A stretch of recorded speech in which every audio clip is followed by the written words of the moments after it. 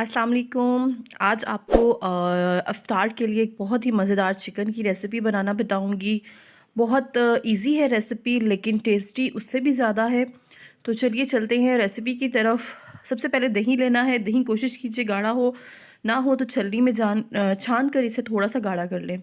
इसमें सबसे पहले मसाले सारे शामिल करने हैं। नमक हस्बे ज़ायक़ा, लाल कुटी हुई मिर्च 1 चम्मच, कुटा हुआ धनिया, गरम मसाला पाउडर, और इसके साथ थोड़ा सा मैंने जिंजर पाउडर और गार्लिक पाउडर डाला है। अच्छा, इसमें थोड़ा सा टिक्का पाउडर मैं इस्तेमाल करूँगी 2 चम्मच तकरीबन। उसके बाद इसमें डालनी है थोड़ी सी काली मिर्च। हर चीज़ का अपना फ्लेवर आएगा। ये मैंने लहसुन पेस्ट भी 2 बड़े चम्मच डाले हैं और थोड़ा सा रेड फूड कलर डाला है। आप चाहें तो ज़र्दा रंग भी डाल सकते हैं अगर आपको रेड फूड कलर नहीं पसंद।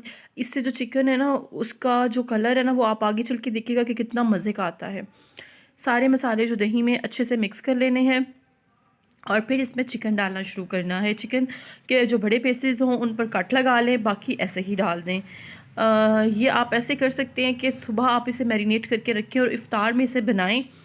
ये चिकन इतना टेस्टी बनता है। एक ही टाइम में आप इसे स्टीम रोस्ट भी कह सकते हैं और फ्राई रोस्ट भी कह सकते हैं, क्योंकि हम दोनों चीज़ों का टच देने वाले हैं। ठीक है, तो इसे मैरिनेट करके आप 7 से 8 घंटे के लिए रख दें। ज़्यादा देर के लिए भी रखेंगे, ओवरनाइट भी अगर आप रखें तो भी आपको बहुत अच्छा रिज़ल्ट मिलेगा। लेकिन जैसे कि गर्मी आ रही है तो इसको आपने फ्रिज में रखना है, बाहर नहीं रखना।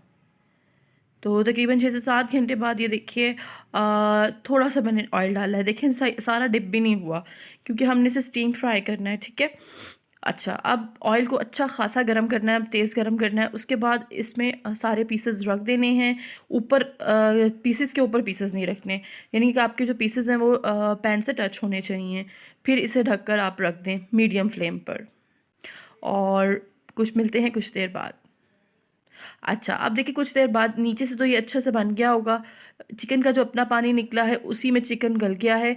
तो एक साइड जब अच्छे से बन जाए ना, बिल्कुल अच्छे से कुक हो जाए, फिर आपने उसको चेंज करना है। ठीक है, ये देखिए ऊपर वाला अच्छे से पक गया है। अब मैं दूसरा बदल के उससे भी रख दूँगी, और बस ये आसान सा हमारा रोस्ट जो है वो तैयार हो गया। ये देखिए कितना सॉफ्ट बना है, बहुत मज़े का बना है। आप ज़रूर ट्राई कीजिएगा और मुझे कमेंट्स में ज़रूर बताइएगा आपको मेरी ये रेसिपी कैसी लगी।